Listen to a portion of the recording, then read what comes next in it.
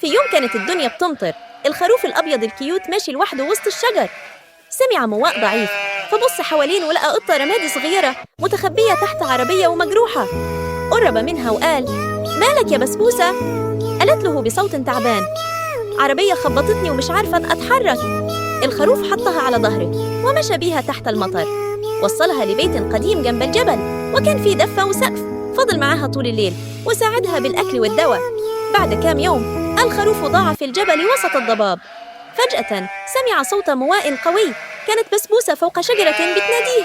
نطت من فوق الشجرة وورت له الطريق لحد ما رجع الغابة. الخروف حضنها وقال: انتي بطلة يا بسبوسة.